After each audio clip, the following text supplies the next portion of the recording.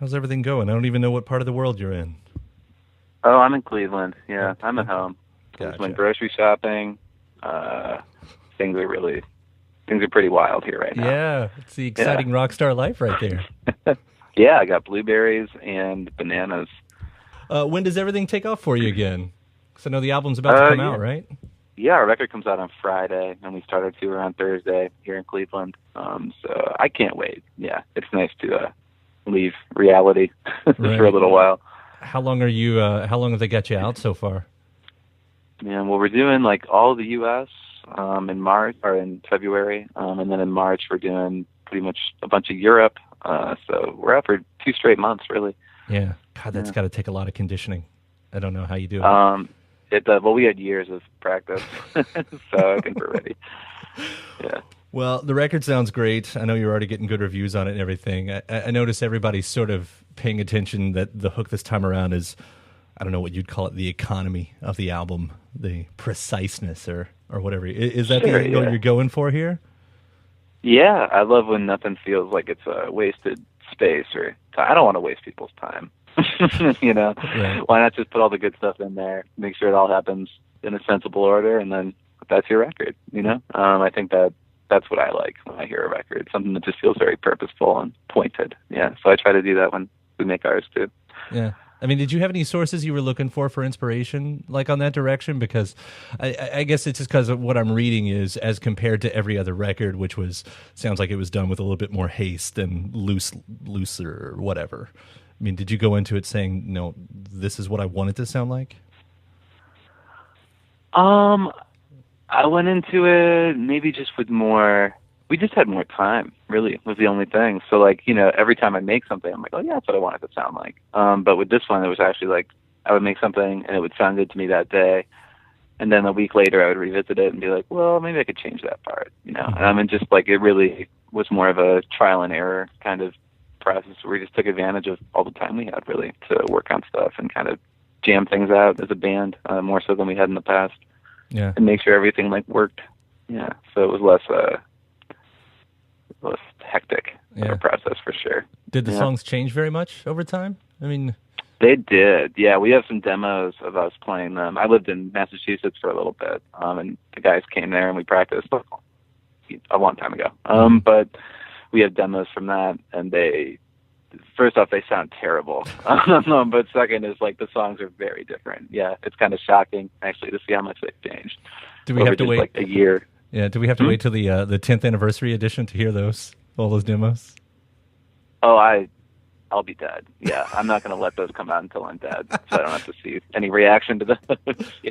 Well, hopefully that's not in 10 years, but No, I'm not saying I'll be dead in 10. Oh, I don't know, maybe, but they sound really bad. Nobody needs to hear those. I don't know, man. We're all gonna, raise up in arms. It's gonna be a big demand. It's gonna be. I guess there could be. Yeah, have you ever had a chartreuse, the alcohol? I don't think so.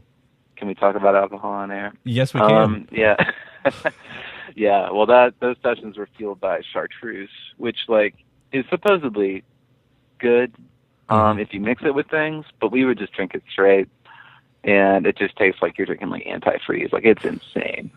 So we did a lot of that and tried to record, and it just didn't go that well. So I had a similar experience years and years ago when I played, which was at this point like 15 years ago.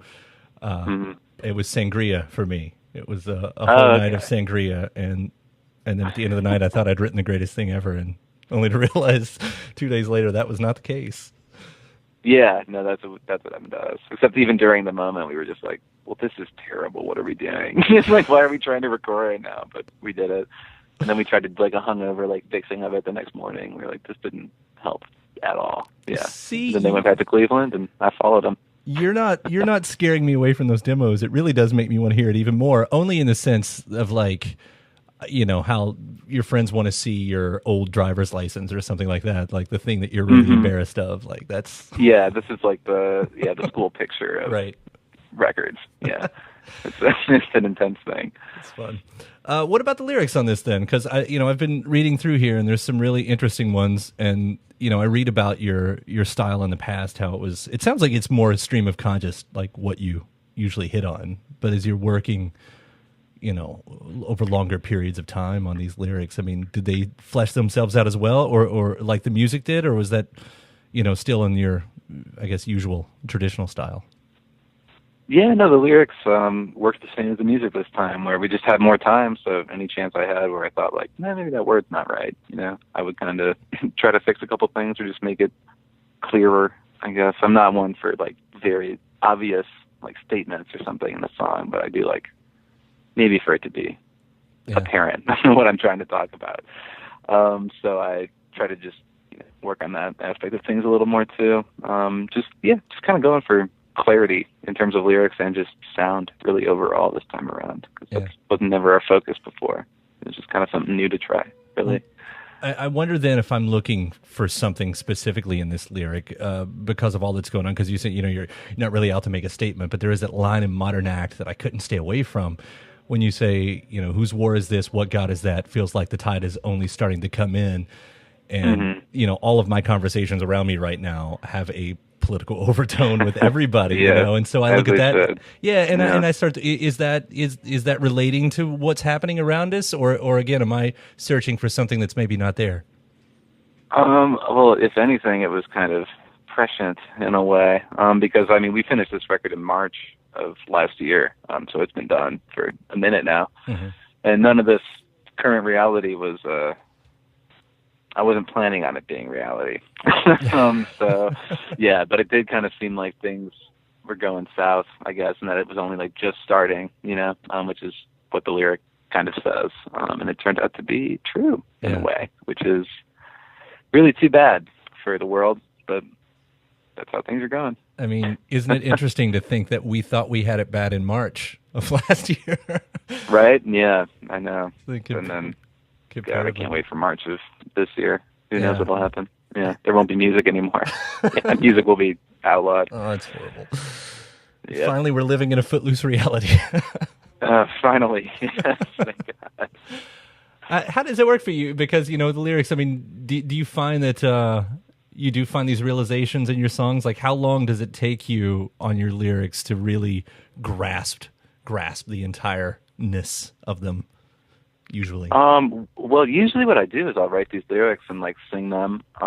This was for the past couple of records, and then, I'll do it like last minute and just kind of be like, well, that was that, and then down the line, I'll be like, oh, that's what I was trying to say. And even with this one, even though I was working on it a lot and like really focusing on just making the words feel like they were weighted with, whatever meaning I had at the time, just giving them like time to breathe and, time since we finished recording, and like looking back at them now, I can read like different meanings into them than I even intended when I was first making them.